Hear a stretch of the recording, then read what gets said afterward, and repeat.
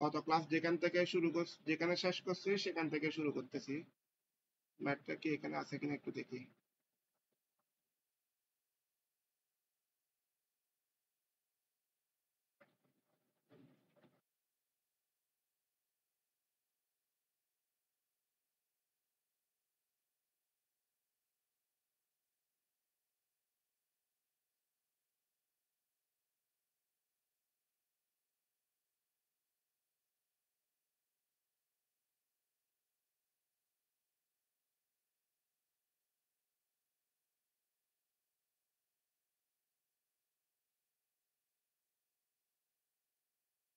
কত ক্লাসে আমরা এই ম্যাথটা করছি না? জি করেছি। এটা আমরা প্রথম, এটা হলো আমাদের প্রথম অংশ। সেকেন্ড পোরশনে বলছে, 2 নাম্বার পোরশনে বলছে কংক্রিট এবং ব্লক যখন সম্পূর্ণ পানিতে নিমজ্জিত অবস্থায় ভাসবে তখন ওই কংক্রিটের আয়তন কত। তাহলে কংক্রিটের আয়তন বের করতে হবে কখন, যদি কংক্রিট এবং ব্লক সম্পূর্ণ পানিতে নিমজ্জিত অবস্থায়, পানিতে নিমজ্জিত কিন্তু ভাসতেছে। তাহলে এর অর্থ হলো আমাকে যখন অপসারিত পানির আয়তন বলবে, তাহলে অপসারিত পানির আয়তন কি হবে, নিমজ্জিত অংশের কি, বস্তুর নিমজ্জিত অংশের আয়তন। তাহলে বস্তুর বলতে যেই যেই লোডটা আমি নৌকার উপর রাখছি সেটাও যেহেতু ডুবে গেছে, তাহলে কংক্রিটের আয়তন প্লাস ব্লকের আয়তন দুইটাই হবে না অপসারিত পানির আয়তন। অপসারিত পানির আয়তন ইকুয়াল টু বিসি প্লাস বিবি হবে কিনা, যদি ব্লক এবং কংক্রিট সম্পূর্ণ নিমজ্জিত হয় তাহলে এই জিনিসটা হবে। এখন এখানে এই 1 নাম্বার অংশের আনসারে এই বিবি এর পরিবর্তে বিবি ইন্টু বিসি হবে, বিবি প্লাস বিসি হবে, বিবি প্লাস বিসি হবে। এখানে বিবি এর মান হলো 0.25, তাহলে এখানে হবে কি 0.25 প্লাস বিসি। ওকে, আর কোনো কিছু পরিবর্তন হবে না। একটা জায়গায় এখানে, এখানে পরিবর্তন, এখানে পরিবর্তন, এখানে পরিবর্তন। যেহেতু বিবি এর মান আমি জানি 0.25, কাজ শেষ।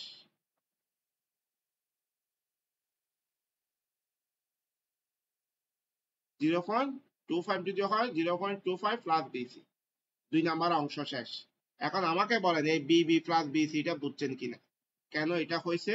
সেটা হলো যেহেতু ব্লকটা এবং কংক্রিট দুইটাই নিমজ্জিত অবস্থায় বাসে, নিমজ্জিত যা হবে ততটুকু পানি ওই ওই সেম আয়তনের পানি অপসারিত হবে।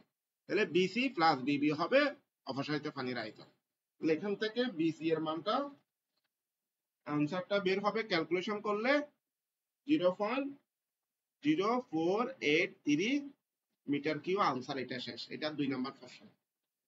আগের প্রশ্নের সাথে তফাৎ এটা, আর কোনো জায়গায় পরিবর্তন হবে না।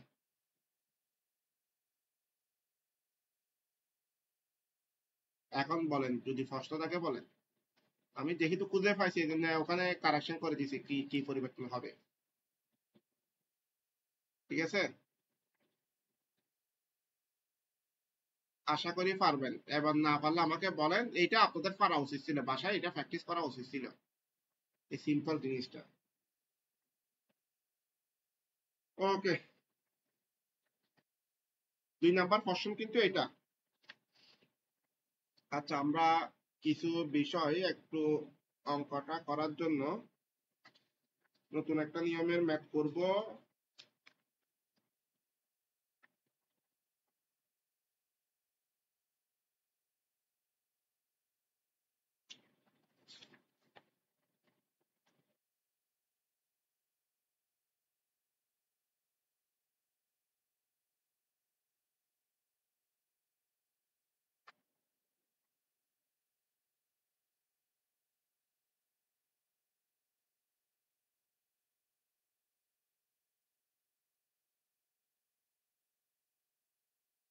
আচ্ছা,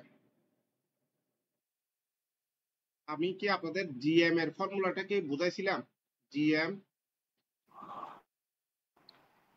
ভাইয়া যারা চাইছিল যে রেকর্ডেড ভিডিও আগে দেখতে বলছিলেন, যাতে আমরা বুঝতে পারি পরবর্তীতে ম্যাথ করার। আচ্ছা, তাহলে আমি করাই না সরাসরি। ওকে, ওইটা তাহলে বাদ দেন, আমি সরাসরি করাচ্ছি। এখন এখন যে ফর্মুলাটা করাবো, এটা করলে আমাদের এই অধ্যায়টা শেষ। যে ফর্মুলাটা করাবো এটা করলে আমাদের এই অধ্যায়টা অলমোস্ট কমপ্লিট। খুঁটিনাটি কিছু প্রবলেম বের হবে, সেটা আমি সামারি করে দিব। আমি শুধুমাত্র যেখানে যেখানে প্রবলেম হবে মনে হয় সেটা বুঝান, ক্লিয়ার করে দিব। ফর্মুলাটা আপনারা একটু ভালো করে ক্লিয়ার করবেন, ফর্মুলাটা ভালো করে বুঝে নেবেন। আমি আজকে ম্যাথ না পারলে করাবো না, কিন্তু ফর্মুলাটা ভালো করে আয়ত্ত করে নেবেন। ওকে, না বুঝলে অবশ্যই জিজ্ঞেস করবেন, আমি বোঝার জন্য কি বলার জন্য সময় দিব। প্রথমত আমি ফর্মুলাটা একটু লিখে নিই। G M equal to I by B minus B. আমাদের যেই ম্যাথগুলা পরীক্ষায় আসে, ম্যাথগুলা এই ফর্মুলা দিয়ে। কোন ফর্মুলা? এই GM equal to I by B minus B. সবাই একটু খাতায় লিখে ফেলেন প্রথম এটা। এর বাইরে আর কোনো ফর্মুলা নেই এখানে।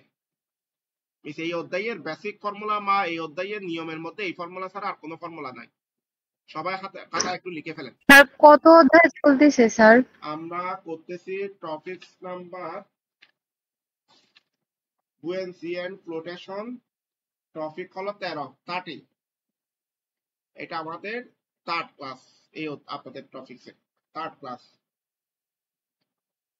ওকে, আজকের ক্লাসটা আগের ক্লাসের তুলনায় অনেক গুরুত্বপূর্ণ। আমি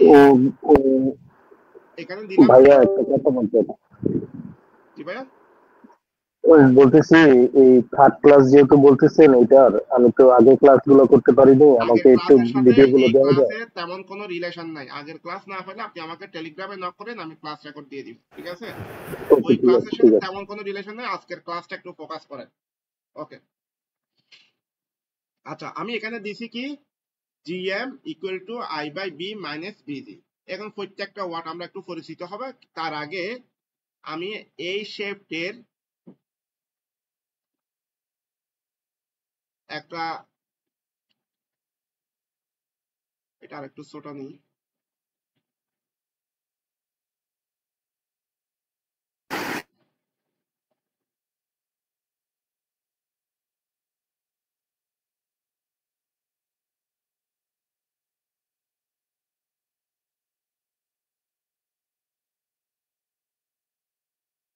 আচ্ছা, এখানে তিনটা জিনিস আছে। আমি এটাকে এ বাহু, এটাকে বি বাহু, এটাকে সি বাহু দিলাম। সরি, এখানে এটা একটু দিয়ে দিই। এটা এ বাহু, বি বাহু, এটা হলো সি বাহু। ওকে, তিনটা বাহু। এটা যদি সি বাহু হয়, এটা সি বাহু, এগুলো প্রত্যেকটা সি বাহু না?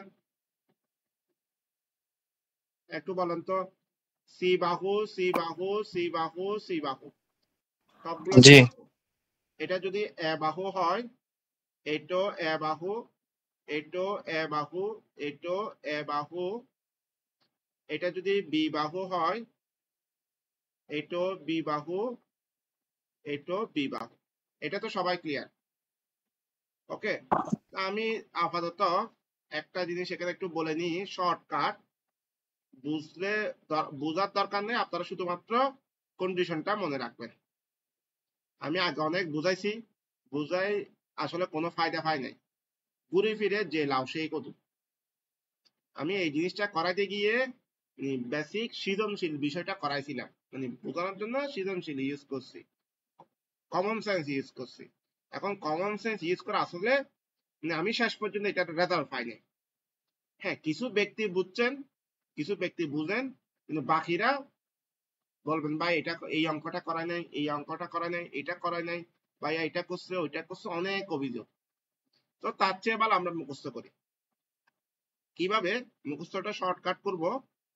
এখানে তিনটা বাহু আছে, এটাকে আমরা এ বাহু, এটাকে যদি বি বাহু, এটাকে যদি সি বাহু ধরি, ওকে, প্রথমত সবচেয়ে বড় বাহু হলো সি, গ্রেটার দেন এ, গ্রেটার দেন বি। ওকে, যখন কোন একটা ব্লক দৈর্ঘ্য প্রস্থ উচ্চতা দিয়া থাকে, এখন ওখানে উল্লেখ করা থাকে না এটা দৈর্ঘ্য, এটা প্রস্থ, এটা উচ্চতা, এটা কোনো কিছু বলবে না, দিলেও সমস্যা নেই, না দিলেও কোনো প্রবলেম নেই। তখন আপনি মাথা রাখবেন সি বাহুটা সবচেয়ে বড় হবে, তাহলে যেটা সবচেয়ে বড় মান হবে সেটা সি বাহু হবে। ওকে, যেটা কি সবচেয়ে কি ছোট হবে সেটা হলো বি বাহু, যেটা মাঝখানে থাকবে সেটা হলো এ বাহু। এটা মনে থাকবে।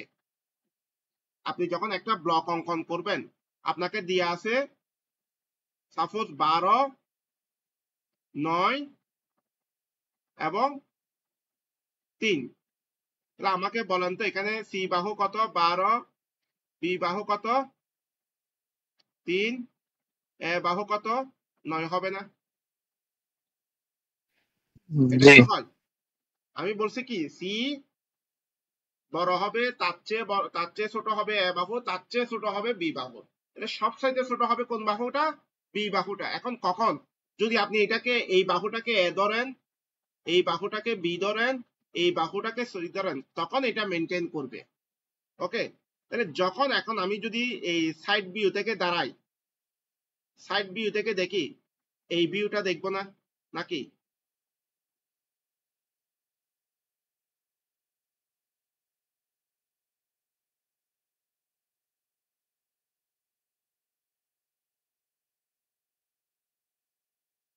আমি যখন কোন একটা সাইড ভিউ থেকে দেখবো, এই বাহুটাকে দেখবো না? জি স্যার। এটাকে বলা হয় ক্রস সেকশনাল ভিউ। কোন বাহুটা? এই বাহুটা কি ভিউ? Cross sectional view. কি বাহু? সিএস বাহু, সিএস তল অথবা ক্রস সেকশনাল ভিউ। যখন কোন একটা ব্লক আমরা দেখি বা কোন একটা দৈর্ঘ্য প্রস্থ উচ্চতা দিয়ে থাকে, তাহলে কোন কোন বাহুটা কি এই অংশটা আমরা দেখব। তাহলে এই অংশের মধ্যে কোন কোন বাহু দেখা যাবে? এই অংশের মধ্যে স্যার এ বি, এ এবং কি এ এবং বি দেখা যাবে। অন্য কোন বাহু দেখবেন আপনি? দেখবেন না। তাহলে যখন আমরা ক্রস সেকশনাল ভিউটা দেখি, মানে আপনাকে ফার্স্টে বলবেন, আপনাকে একটা চিত্র অঙ্কে যখন আপনি বইতে অঙ্ক করবেন, এই ভিউটা দেখবেন, তখন বুঝবেন সেটা ক্রস সেকশনাল ভিউ, সেখানে বাহু হলো এ বি। সি দেখবেন না, সি কোনো সময় দেখবেন না। ওকে, সিটা কি দেখা যায় না। আপনি যখন সামনে থেকে দাঁড়াবেন তখন এই সি বাহুটা দেখবেন না। ওকে, এখন যদি এই সি বাহুটা কত হয়, তাহলে কি বি বাহুটা কত? এখানে বি বাহুটা হলো আমার কত? যদি এটা কি আমি 3 ধরি, এটা কত হবে? 9 হবে না? 9 হবে। তাহলে এটা কি হয়? 12 হয়। আমরা যখন কোন একটা তল দেখি, সামনাসামনি যে ভিউটা বইয়ে দেখবো, সেটা সবসময় কি ম্যাক্সিমামটা হবে না, মিনিমাম দুইটা হবে। মিনিমাম দুইটার মধ্যে একটা হবে হাইট, তাহলে হাইটটা সবসময় মিনিমাম হবে। এই যে হাইটটা, এটা সবসময় মিনিমামটা হবে। এই হাইটটা হলো, এটা হলো হাইট। ওকে, এটা সবসময় মিনিমাম হবে। এখানে যেটা দেয়া থাকবে সেটা হলো মাঝারিটা।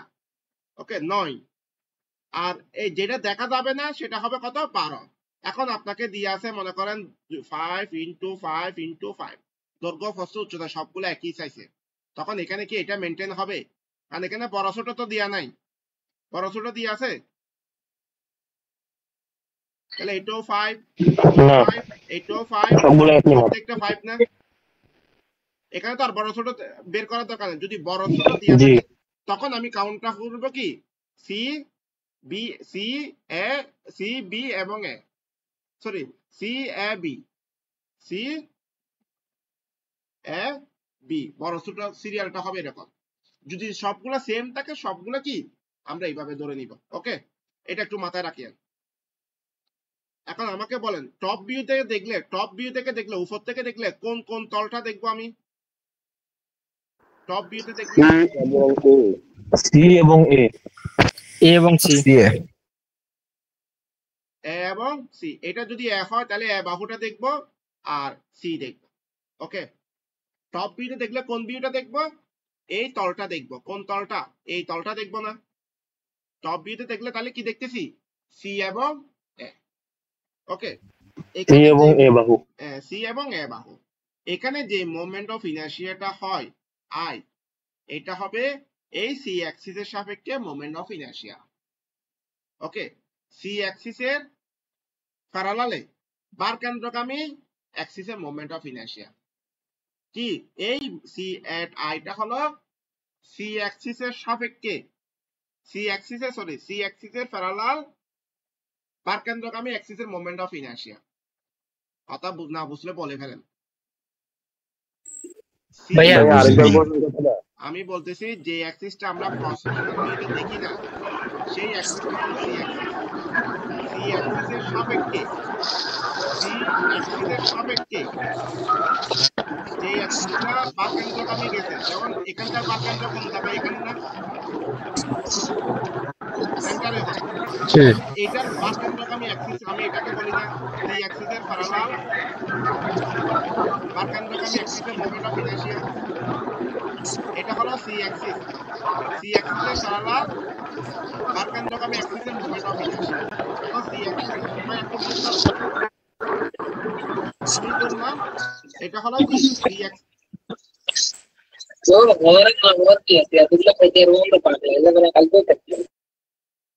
আপনারা যদি কোনো প্রশ্ন না থাকে অবশ্যই মিট করে রাখেন। এটা হলো সি অ্যাক্সিস, এটা কি অ্যাক্সিস? এ অ্যাক্সিস। সি অ্যাক্সিসের প্যারালাল বার কেন্দ্রগামী অ্যাক্সিস এখানে না, এই অ্যাক্সিসের মোমেন্ট অফ ইনার্শিয়া কি হবে? জি স্যার। এটা বার কেন্দ্রগামী অ্যাক্সিস না, সি অ্যাক্সিসের প্যারালাল। জি। এই অ্যাক্সিসের মোমেন্ট অফ ইনার্শিয়া, এটা দেখি তো আয়তাকার মোমেন্ট অফ ইনার্শিয়া হবে কি হবে? সি কিউ ডিভাইড বাই 12 না, বার কেন্দ্রগামী। এটা কারো জানা আছে? জি ভাই, জানা আছে। আপনারা এখন মেকানিক্স করছেন, সবার কাছে এটা আছে। আর যারা ইলেকট্রিক্যাল তাদের হয়তো আইডিয়া নেই, তারা মনে রাখেন কোন একটা অ্যাক্সিসের কি বার কেন্দ্রগামী অ্যাক্সিসের মোমেন্ট অফ ইনার্শিয়ার ফর্মুলা হলো এটা বার কেন্দ্রগামী। এটা যদি গোলাকার হয় এক ধরনের, বার কি আয়তাকার হলে এক ধরনের। ওকে, এখন এটা কি বর্ণনা করার দরকার আছে এটা কিভাবে হইলো? ভাইয়া এটা মুখস্থ করবো। আচ্ছা, আলহামদুলিল্লাহ। তাহলে মাথায় রাখবেন কি বার কেন্দ্রগামী অ্যাক্সিসের মোমেন্ট অফ ইনার্শিয়া। আমি একটা জিনিস একটু ক্লিয়ার করে দিই। সাপোজ আমি একটা আয়তাকার ব্লক নিলাম। ওকে, এটা হলো বার কেন্দ্রগামী অ্যাক্সিস কয়টা? দুইটা। এটাকে এ বাহু ধরলাম, এটাকে বি বাহু ধরলাম। তাহলে এ বাহুর প্যারালাল বার কেন্দ্রগামী অ্যাক্সিস প্যারালাল কোনটা? এটা না, এ বাহুর প্যারালাল বার কেন্দ্রগামী, এ বাহুর সাথে প্যারালাল জি। কিন্তু বার কেন্দ্রগামী। তাহলে অ্যাক্সিস কোনটা? এটা না, এটার সাথে এটা প্যারালাল না? জি স্যার। এখন যদি আমাকে এই অ্যাক্সিসের মোমেন্ট অফ ইনার্শিয়া বের করতে বলে বার কেন্দ্রগামী অ্যাক্সিস আই এ প্যারালাল, এটা বলতে পারি। তখন ফর্মুলা হবে কি A B cube divide by 12। যদি বলা হয় এই অ্যাক্সিসের মোমেন্ট অফ ইনার্শিয়া, তখন B A cube by 12 B A cube B A cube divide by 12। যেটার সাথে প্যারালাল থাকবে সেটার উপর কিউ হবে না, অন্যটার উপর কিউ হবে। সিম্পল ভাষা হলো এটা। সিম্পল কি, যেটার সাথে অ্যাক্সিসটা প্যারালাল বার কেন্দ্রগামী অ্যাক্সিসের সাথে যে অ্যাক্সিসটা প্যারালাল তার উপর কি হবে না, কিউ হবে না, অন্যটার উপর কিউ হবে। যেহেতু আমার এখানে কি, এখানে আইটা হবে, যে আইটা এখানে আছে, কোন আইটা? এখানে যে আইটা আছে এই আইটা হলো সি অ্যাক্সিসের সাপেক্ষে। তাহলে সি অ্যাক্সিসের সাথে এইটা প্যারালাল, সি অ্যাক্সিসটা কি বার কেন্দ্রগামী অ্যাক্সিসের সাথে প্যারালাল। তাহলে এটা কি হবে? এ বাহুর উপর কিউ না, এ কিউ। জি sir. C divide by 12। C divided by 12। কারো প্রবলেম যদি থাকে তাহলে বলতে পারে। আশা করি প্রবলেম হওয়ার তো কিছু একটা ফর্মুলা এটা বুঝতে পারিনি, আরেকবার বুঝে দিলে ভালো হয়। বুঝতে পারেন না কি সেটা একটু বলেন আমারে। বার্গ কেন্দ্রগামী বিকিউটা কিভাবে হয়েছে, বা মানে কোনটার সাথে কোনটা হইলে তখন বিকিউ হবে, ওইটা আপনি বললেন না কিছুক্ষণ আগে। প্যারালাল অ্যাক্সিসটা কি বুঝেন? প্যারালাল বুঝেন? প্যারালাল বুঝি। প্যারালাল মিন্স হলো, যেমন আমি এইটা ধরলাম, একটু রেসপন্স করিয়েন, এটা কোন অ্যাক্সিসের সাথে প্যারালাল? এটা যদি এ হয়, এটা যদি বি হয়, এর সাথে প্যারালাল হলে বির সাথে প্যারালাল। হ্যাঁ, এক্সিসের সাথে প্যারালাল। তাহলে এটার কি এই অ্যাক্সিসের মোমেন্ট অফ ইনার্শিয়া হবে এ বি কিউ ডিভাইড বাই 12, যার সাথে প্যারালাল হবে না তার উপর কিউ, যার সাথে প্যারালাল তার উপর কিউ হবে না, অন্যটার উপর কিউ হবে। ও বুঝছি ভাইয়া, ঠিক আছে। ভাইয়া এটা কি কোনোভাবে এরকম হয় যে এ বি এর সাথে প্যারালাল? এ বি এর সাথে একসাথে প্যারালাল কোনোটা হবে না, কোনোদিন হবে না, যে কোনো একটা অ্যাক্সিসের সাথে প্যারালাল হবে। আচ্ছা, এখন যদি এটা যদি গোলাকার হয় তখন কিন্তু ফর্মুলা আরেক ধরনের, তখন ফর্মুলা এটা না, তখন হবে কি, গোলাকার হলে তখন ফর্মুলা হবে I 5/64 t⁴ 4। এটা যদি গোলাকার হয়, যেমন উপরে যদি যে টপ ভিউটা দেখব, উপরে কি এটা যদি এই শেপটা যদি গোলাকার হয়, মানে একটা সিলিন্ডার, এই তলের মোমেন্ট অফ ইনার্শিয়া হবে এটা গোলাকার শেপটার জন্য, তখন তার কোনো অ্যাক্সিস প্যারালাল না। তখন কি কোনো অ্যাক্সিস প্যারালাল? তখন তো কোনোটা প্যারালাল না। যখন গোলাকার হবে, টপ ভিউটা যখন গোলাকার হবে, তখন কি ফর্মুলা হবে এটা, মনে থাকবে? গোলাকার হলে 5/64 d⁴। জি ভাইয়া, মনে থাকবে। আর আপাতত এখানে এই দুটাই আসে, অন্য কোনো ম্যাথ, অন্য কোনো কিছু আসে না, গোলাকার ছাড়া এবং এই আয়তকার ছাড়া আর কোনো কিছু আমি দেখি নাই আপাতত ম্যাথগুলো দেখি। ভাই সার্কেলের সূত্রটা একটু বললে ভালো হয় একটু। সার্কেলের সূত্র হলো 5/64 d⁴। এটা হলো জি ভাইয়া ডায়া, এখানে ডি হচ্ছে ডায়া। ডি হলো ডায়ামিটার। ঠিক আছে স্যার। ওকে, তাহলে আমরা কি যে কোন এই ফর্মুলার মধ্যে আই এর মানটা সবসময় বের করতে পারবো না? জি ভাই, আয়তকার এবং গোলাকার পারবো। হ্যাঁ, এখানে একটা গাবলা আছে, এতটুক যদি বুঝে থাকেন গাবলাটা বুঝবেন। এখন এখন মনে করেন এখানে একটা গোলক আছে, কিসের উপর?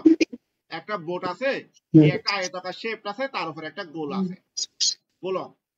ওকে, তখন আপনাকে চিন্তা করতে হবে পানির যে লেভেলটা আছে, মিন্স এটা আসলে গভীরতা ডুবছে কতটুকু।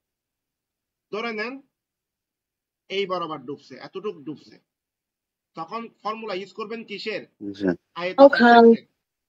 ওকে, যদি ব্লকটা সম্পূর্ণ নিমজ্জিত, ভাইয়া যদি কোনো প্রশ্ন থাকে একটু মিউট করে নেন, আল্লাহর দোহাই দিয়ে, আপনারা সাউন্ড করলে অন্যদের প্রবলেম হবে, রেকর্ড গিয়ে এটা প্রবলেম হয়।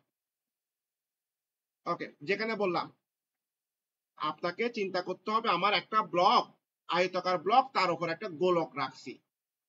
প্রশ্নে মাথায় রাখবেন ডুবছে কতটুকু, মিন্স ব্লকটা যদি সম্পূর্ণ ডুবে, তাহলে ব্লকের মানে জিরো থেকে, মিন্স ব্লকের হাইটটা এখান থেকে এতটুকু পর্যন্ত যদি ডুবে, সম্পূর্ণ ডুবে গেছে, তখন ইউজ করবেন কিসের? আয়তাকার শেপের। যদি ব্লক তো ডুবছে এই গোলকের অর্ধেক অংশ ডুবছে, তাহলে গোলকের ফর্মুলা ইউজ করবেন। ওকে ওকে, এখন যদি মনে করেন একটা সিলিন্ডারের এই অংশটা ডুবছে, এতটুকু ডুবছে, তখন কোন ফর্মুলা ইউজ করবেন? সিলিন্ডারটা মানে বৃত্তেরটা ইউজ করবেন। ওকে, বৃত্তের যে অংশটা আছে সেটা ইউজ করবেন। কিন্তু যদি ব্লক এবং গোলক, অথবা ব্লক এবং একটা সিলিন্ডার দিয়ে আছে, একটা ব্লক আছে, ব্লকের উপর একটা সিলিন্ডার রাখছি, এখন ডুবছে কতটুকু সেটা যদি মনে করেন সিলিন্ডারের কিছু অংশ ডুবছে, তাহলে সিলিন্ডারের ফর্মুলা ব্লক ব্লক ব্লক ডুবলে ব্লকের ফর্মুলা। যদি দুইটাই মানে এটা তো ডুবছে এটাও যদি ডুবে থাকে, তখন এটার ফর্মুলা ইউজ করবেন, উপরটার ফর্মুলা। ওকে, এটা একটু মাথায় রাখিয়েন, বাকিটা আমি অঙ্কে গেলে ক্লিয়ার করে মানে দেব। দুইটা একসাথে যদি থাকে তাহলে উপরেরটা ইউজ করবে, এই তো? হ্যাঁ, আপনি মূল কনসেপ্ট হলো পানিতে যা ডুববে ওই বরাবর উপরের অংশ কেটে ফেলে দিলেন, যা দেখবেন তার ওই বিউর মোমেন্ট অফ ইনার্শিয়া। সোজা কথা হলো এটা। মানে পানিতে যেটা ডুববে ওই অংশ বরাবর যদি উপরের মানে পানির উপরে যা কিছু থাকবে সেটা কেটে ফেলার পর টপ বি থেকে যা দেখবেন সেটা হলো কি তা ওইটার মোমেন্ট অফ ইনার্শিয়া বের করবেন। আচ্ছা, এখন আমরা আশা করি আই এর মানটা বের করতে পারবো। আমরা এবার চিন্তা করব বি এর মানটা কি। বিটা হলো ব্লগের বা যাই ডুববে তার নিমজ্জিত অংশের আয়তন। কিসের আয়তন? নিমজ্জিত অংশের আয়তন বি, মনে থাকবে? জি স্যার।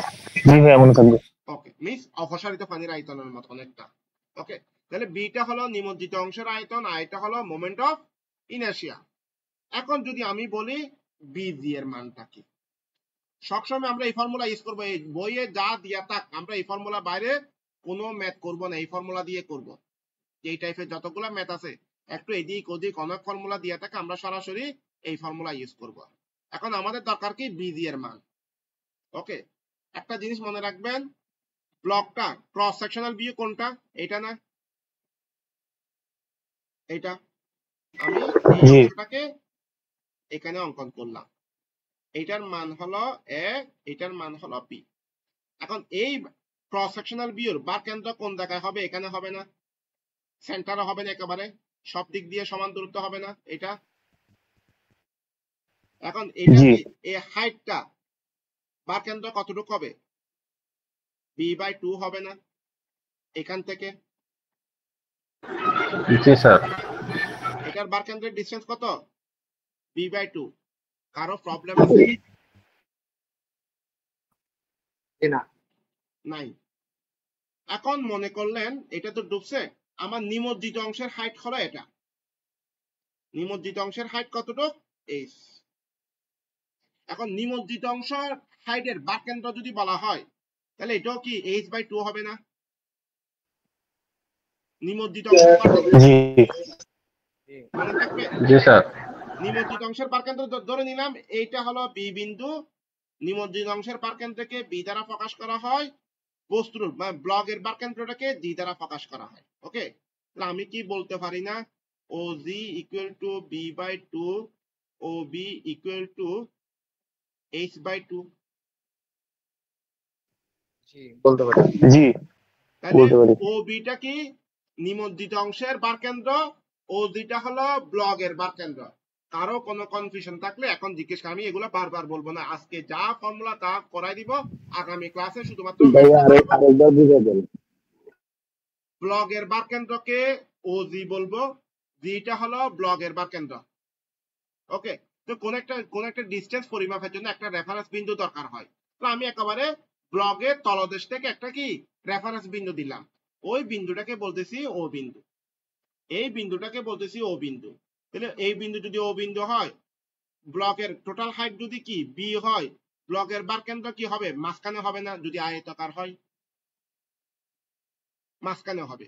এই জন্য ও থেকে বি জি এর ডিস্টেন্সটাকে b/2 লিখলাম। এটা হলো আয়তাকার অংশের বার কেন্দ্রের ডিস্টেন্স। যে কোনো ক্ষেত্রে টোটাল হাইট যা থাকবে তার অর্ধেক হবে। এই জন্য আমি ও থেকে জি এর হাইটটাকে বলতেছি b/2। এটা হলো ও জি এর মান, জিটা হলো ব্লগের বার কেন্দ্র। এরপর নিমজ্জিত অংশ ধরে নিলাম, এতটুকু অংশ নিমজ্জিত হয়ে গেছে, বাকি অংশ পানির উপরে। তাহলে নিমজ্জিত অংশের বার কেন্দ্রটা হবে বি বিন্দু, নিমজ্জিত অংশের বার কেন্দ্র। তাহলে নিমজ্জিত অংশের হাইট কতটুক? h। নিমজ্জিত অংশের বার কেন্দ্র কি? h/2 হবে। ওকে, তাহলে আমরা কি ও বি এবং ও জি সবসময় বের করতে পারবো না? জি, ইনশাআল্লাহ। এটা হলো জি পারবো। নিমজ্জিত অংশের বার কেন্দ্র, ও জিটা হলো ব্লগের বার কেন্দ্র। ক্লিয়ার? ক্লিয়ার। জি স্যার। আচ্ছা, তাহলে এই দুইটা জিনিস গেল, এই দুইটা জিনিস যায়। এখন আমাকে যদি বলা হয় বি এবং জি এর পার্থক্য, আমি কি করতে পারি? B G equal to O G minus O B বের করবো না? ও জি থেকে যদি জি ও বি বিয়োগ করে দিই আমি কি বিজি পাবো না? জি স্যার। জি স্যার। অবশ্যই পাবো। এই হলো বিজি। তাহলে বিজি এর মান বের করতে পারছি, আই এর মান বের করছি, বি এর মান বের করছি, তাহলে আমি কি এইগুলা যোগ বিয়োগ করলে যে মানটা পাবো সেটা হলো জিএম এর মান। ওকে, তাহলে এখন সবগুলো তো পরিচিত। আই এর মান কিভাবে বের করতে হয় আমরা দেখছি, বি এর মান কিভাবে বের করতে হবে তাও জানি, বিজি এর মান কিভাবে বের করতে হবে তাও জানি। এখন আপনাকে হ্যাঁ নিমজ্জিত অংশের হাইট ভাই ভি এর মানটা একটু বুঝান তো ভাই। কোনটা ভাইয়া ভি এর মানটা আরেকটু বুঝান তো, ভি এর মানটা আমার মনে আসতেছে না, আপনি একটু আরেকটু যদি মনে এরকম। করেন একটা ব্লক, এই ব্লকটার এতটুকু অংশ নিমজ্জিত হয়েছে, কোন অংশটা উপরের অংশটা নাই, নিমজ্জিত অংশ এটা না ছিল, জি ভাইয়া জি। যতটুকু ডুবছে ততটুকুর হাইট হলো এটা, তাহলে এটার বার কেন্দ্র কি সেন্টারে হবে না? জি তো সেন্টারে হলে কি আপনি h/2 দিবেন না? আচ্ছা ঠিক আছে ভাই। ঠিক আছে, ওকে। তাহলে আমরা ভাইয়া এখানে যে আই ভাই আই এর ডি মান, বি এর মান, আমি একটা জিনিস বুঝে নেই, কিছু বলবেন? একটা কোয়েশ্চেন ছিল, এই প্রথমটাতে আই আই এর সাথে আই এ মাইনাস এ, এটা কেন দিচ্ছেন ভাইয়া? আই মাইনাস মানে এ, আই ডিভাইড বাই আই এর এ মান মাইনাস যখন বিজি, এটা কেন দিলাম? হ্যাঁ হ্যাঁ, I A minus A by A B cube by 12। এটা আবার প্রত্যেক, এটা হচ্ছে মোমেন্ট অফ ইনার্শিয়া বের করছে আই এর ক্ষেত্রে। আই ইকুয়াল টু আই এর মান, এই আইটা হবে moment of inertia. Moment of inertia হবে কি C by cube divide by 12, এরকম একটা ফর্মুলা লিখছিলাম। সেটা বুঝছি ভাই, কিন্তু আই এ মাইনাস এ এটা কেন দিচ্ছেন? আইএলটি সিমিলার ওটা হচ্ছে এ অ্যাক্সিসে মোমেন্ট অফ ইনার্শিয়া। প্যারালাল এটা এটা হলো স্যার।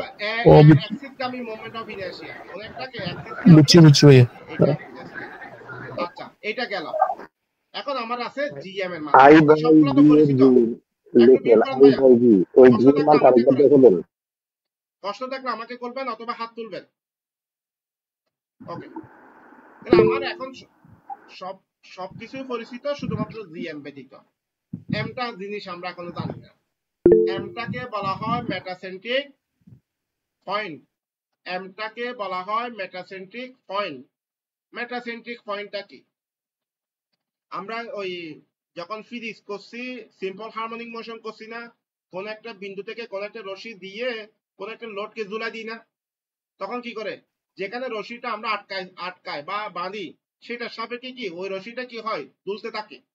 ওকে, এখানেও সেম সিস্টেমটা, যখন কোন একটা ব্লক পানিতে রাখবো, যখন কোন একটা ব্লক পানিতে রাখবো, বস্তুটা ওই ব্লকটা প্রাথমিক অবস্থায় দুলতে থাকে। যেমন আমি একটা নৌকাকে পানিতে রাখলাম, প্রাথমিক অবস্থায়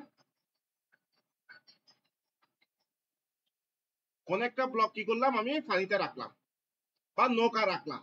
নৌকাটা প্রথম অবস্থায় যদি আমি একটা নৌকা একটু উপর থেকে ফেলি বা একটু ঢেউ যদি দেয় বা একটু পানিতে যদি ঢেউ খেলে, তাহলে কি করে এটা দুলতে থাকে না?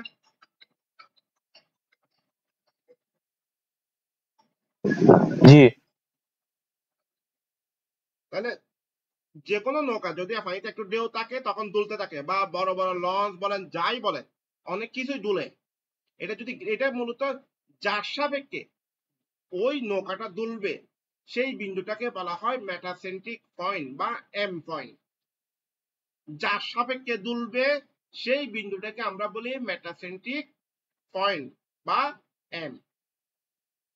তাহলে যার সাপেক্ষে নৌকাটা দুলবে সেই বিন্দুটাকে আমরা মেটাসেন্ট্রিক পয়েন্ট বলবো।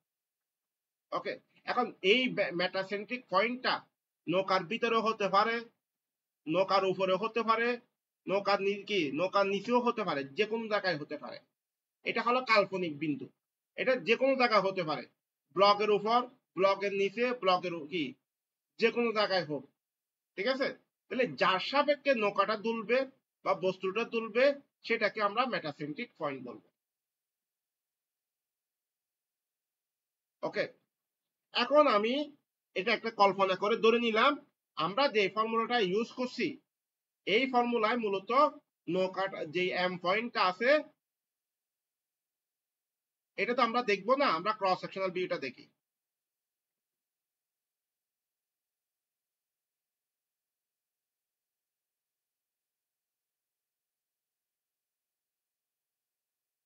এটা হলো আমার কি পয়েন্ট, সেন্টারটা কি জি পয়েন্ট, জি এর নিচে নরমালি কি থাকে বি পয়েন্ট, আর এম পয়েন্টটা হলো জি এর উপর। আমি জানি না, এটা আমি ধরে নিছি আন্তাতে। আমরা যে ফর্মুলাটা ইউজ করছি সেটাতে সব সময় এম পয়েন্টটা জি এর উপর কল্পনা করি, এই জন্য এখানে এই ফর্মুলাটা লিখছি। যদি এম পয়েন্টটা জি এর এখানে থাকতে পারে, জি এর নিচে থাকতে পারে, অনেক ধরনের আসবে, ঠিক আছে। এখন এটা যদি এম পয়েন্ট হয় তাহলে এম জি হলো এটা জি এম, এটাকে মেটাসেন্ট্রিক হাইট বলে। মেটাসেন্ট্রিক পয়েন্টকে আমরা এম পয়েন্ট বলবো, মেটাসেন্ট্রিক হাইটকে জিএমটা হলো মেটাসেন্ট্রিক হাইট। এই জি থেকে এই এম এর যে ডিসটেন্স সেটাকে মেটাসেন্ট্রিক হাইট বলি। নরমালি আমাকে পরীক্ষায় বা প্রত্যেকটা প্রশ্নে এই মানটা বের করতে বলবে, কিসের মান, জিএম এর মান অথবা মেটাসেন্ট্রিক হাইটের মান। তাহলে এমটা কি কাল্পনিক একটা বিন্দু যার সাপেক্ষে মূলত ওই বস্তুটা, ওই নৌকাটা, ওই লঞ্চ, ওই স্টিমার, ওই বুট যাই বলেন, যার সাপেক্ষে দুলে সেই বিন্দুটাকে আমরা মেটাসেন্ট্রিক পয়েন্ট বলি। ওকে, মেটাসেন্ট্রিক পয়েন্ট থেকে বস্তুর পারকেন্দ্রের যে ডিসটেন্স সেটাকে মেটাসেন্ট্রিক হাইট বলি, ঠিক আছে। আপনাকে প্রশ্নে কি দেয়া থাকবে সেটা একটু বলি। প্রশ্নে আপনাকে বলবে মেটাসেন্ট্রিক হাইটের মান বের করে। ওকে, 1 নাম্বার, ব্লকটা কি স্থির নাকি, ব্লকটা কি স্টেবল নাকি আনস্টেবল সেটা বের করা। ব্লকটা কি স্টেবল নাকি আনস্টেবল। স্টেবল তো বুঝেন, স্টেবল কি একটা প্রাথমিক অবস্থা একটু দুললো, দুলার পরে কি স্থির হয়ে গেল, এটাকে বলা হয় স্টেবল। ওকে, যে কোনো নৌকা, আমি একটু ঢেউ আসছে, ঢেউ আসার পর নৌকাটা প্রথমে একটু দুললো, দুলার পর যখন ঢেউ চলে গেছে এটা কি হয়ে গেল, স্থির হয়ে গেল। ঢেউ চালানোর পর আস্তে আস্তে কি হয়ে গেল, স্থির হয়ে গেল, এটাকে স্টেবল বলে। ওকে, আবার যদি হয় যখন কোন একটা ঢেউ আসছে কিন্তু এটা আনলিমিটেড দুলতে আছে, এটা আর স্থির হলো না, ঢেউ চলে গেছে, কোনো প্রবলেম নেই, কিন্তু এটা দুলতেই আছে, এটাকে বলা হয় আনস্টেবল।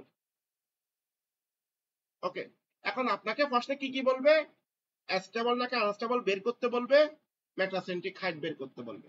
এই দুইটা প্রশ্নের বাইরে এখানে আর কোনো প্রশ্ন হয় না। ওকে, এই টাইপের যতগুলো ম্যাথ আছে এই দুইটা প্রশ্নের হবে।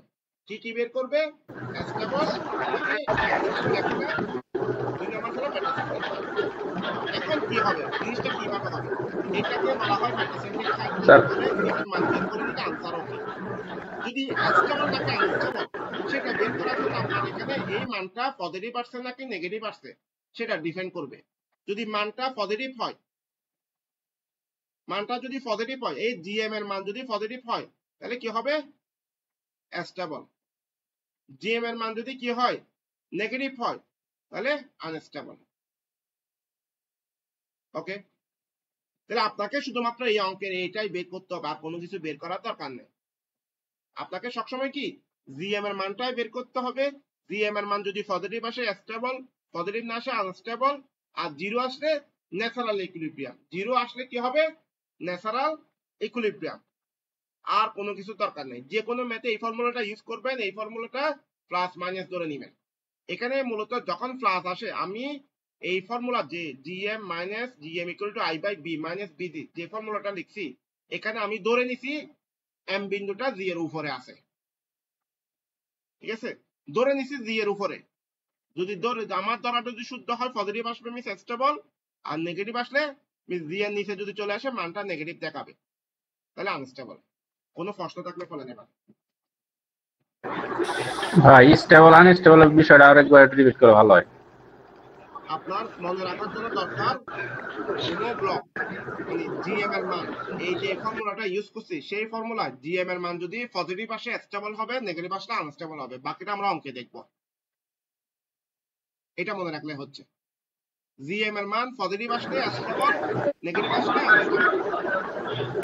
ভাই আমরা কিভাবে বুঝবো যে এটার মান পজিটিভ আসছে নাকি নেগেটিভ? জি, কিভাবে বুঝবো যে এটার মান পজিটিভ নাকি নেগেটিভ? আমরা বের করব, আগে অঙ্ক করে বের করব না। আমি তো মাত্র ফর্মুলা দেখাইছি, অঙ্ক তো দেখাই না। অঙ্ক করে এটা দেখব। ঠিক আছে, আর কোনো প্রশ্ন?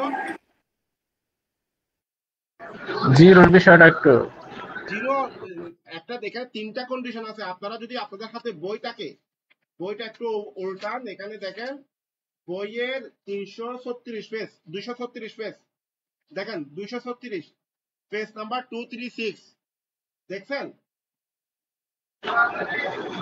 জি জি স্যার। তিনটা জিনিস, একটা স্টেবল ইকুইলিব্রিয়াম, একটা আনস্টেবল ইকুইলিব্রিয়াম, একটা ন্যাচারাল ইকুইলিব্রিয়াম, এই তিনটা জিনিস একটু দেখে নিয়ে। আমার কথা হলো যদি পজিটিভ আসে আমার ফর্মুলা অনুযায়ী স্টেবল, আনস্টেবল, ন্যাচারাল, জিরো আসলে ন্যাচারাল। এখানে বইয়ের মতো করে একটা সংখ্যা দিছে, আপনারা এটা একটু পড়েন, আমি এটা অঙ্ক করার সময় বাকিটা দেখাই দিব। আর কোনো কিছু করার আছে? জি স্যার, ধন্যবাদ স্যার। ঠিক আছে, এখন বলেন আমাকে কোনো প্রশ্ন।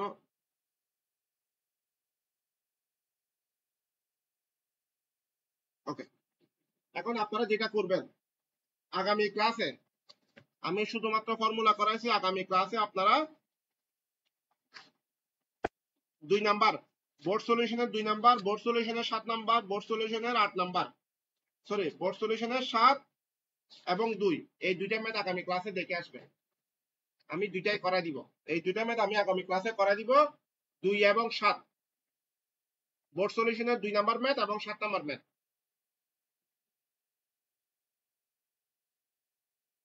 ঠিক আছে স্যার ভাইয়া। 20 নাম্বারটা একটু লিখে দেন তো স্যার।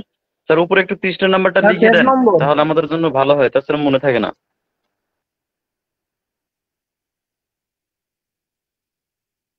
2 নাম্বার এবং 7 নাম্বার, আমি পেজ নাম্বার লিখতেছি, একটু ওয়েট ভাইয়া।